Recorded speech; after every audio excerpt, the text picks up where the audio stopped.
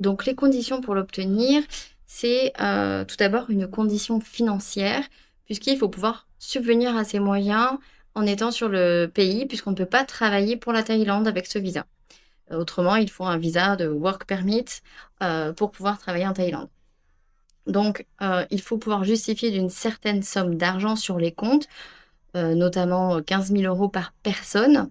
Il faut que cette somme soit présente sur le compte depuis plus de 3 mois. Donc il faut qu'elle soit gelée depuis plus de 3 mois, donc il faut l'anticiper, le préparer. Après, pour les accompagnants, eux aussi, il faut qu'ils aient sur un compte 15 000 € depuis plus de 3 mois par accompagnant. En ce qui concerne les démarches, donc il faut faire la demande auprès de l'ambassade directement en ligne. Il faut faire la demande dans son pays d'origine. Donc nous, on l'a fait en France directement. Vous ne pouvez pas faire cette demande de visa en étant en Thaïlande. Après, vous pouvez la faire en étant dans un autre pays, mais il est préférable de le faire dans votre pays d'origine. On peut faire la demande à partir de 3 mois avant notre date d'arrivée dans le pays.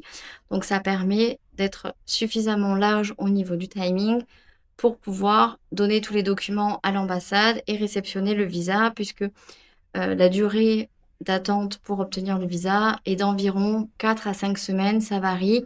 Des fois, ça peut être un petit peu plus court selon les périodes dans l'année, mais il faut compter environ 4 à 5 semaines.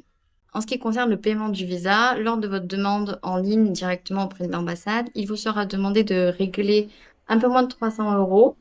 Par contre, si votre visa est refusé, bah, les 300 € ne vous seront pas remboursés.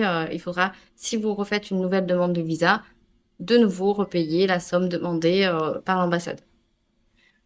Pour les documents qui sont demandés, donc bien évidemment, il vous faudra transmettre le passeport en cours de validité de plus de 6 mois, des justificatifs financiers, donc les relevés de compte, des attestations également bancaires, donc une attestation qui justifie que vous avez bien plus de 15 000 € sur un compte depuis plus de 3 mois. Cette attestation doit être datée et signée et tamponnée par la banque, donc ça c'est un point très important.